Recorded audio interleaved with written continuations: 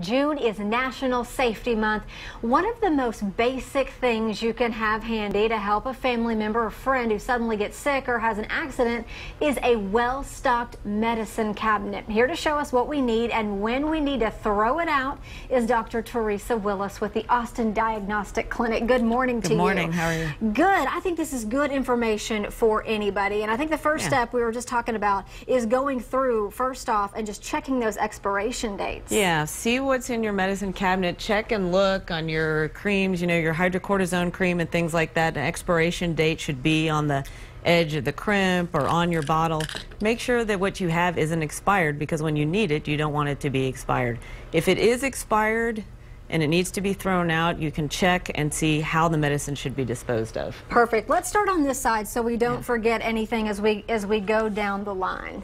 So, important things for prevention, of course, are things like your sunscreen and your bug spray. Yep, I'm going to steal that from you out on stories. Out on stories at night, for sure. I know I'm itching and getting the bites already. Right, and I'm going to throw in real quick for little kids with bug sprays. If you're concerned about using them on smaller children, you can always spray down the clothes, spray down the stroller so that the bugs are repelled, but you don't necessarily have to put as much on their skin if it's a small child.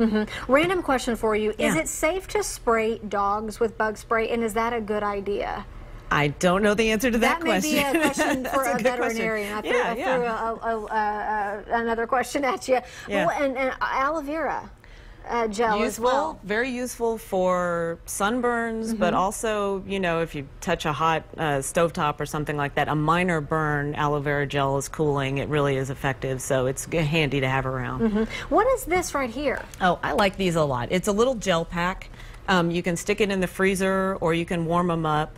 For injuries, they're handy because they're soft, so instead of those hard gel packs that you kind of clunky and sit on your skin, these are soft, they're soothing. Kids like them.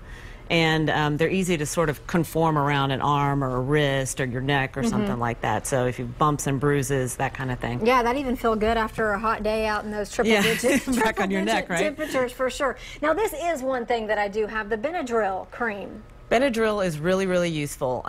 It's good for bug bites, it's good for poison ivy, it's good for any kind of, you know, something you got into that itches, grass, anything like that. There's also a form of it that's a spray, which I think is really handy, especially for ant bites and bug bites. Yeah. It kind of cools when it goes on and it feels nice. For sure. I think with moving kids, spraying as they're running by might be good too. Neosporin is something, I always have this on hand. Cuts and scrapes, you want to clean things. I'm going to jump over here to you real quick and just say, I really like the saline wound wash because it's just salt water, it's sterile, and it comes in a spray bottle so you can open it up and spray and clean out. So if you get a scrape, a little road rash, you need to clean some dirt out, clean it first with the saline spray, and then you can apply your Neosporin, your antibacterial ointment. Perfect. And we've got about 30 seconds left. I know we've got ibuprofen, Tylenol here, some tape.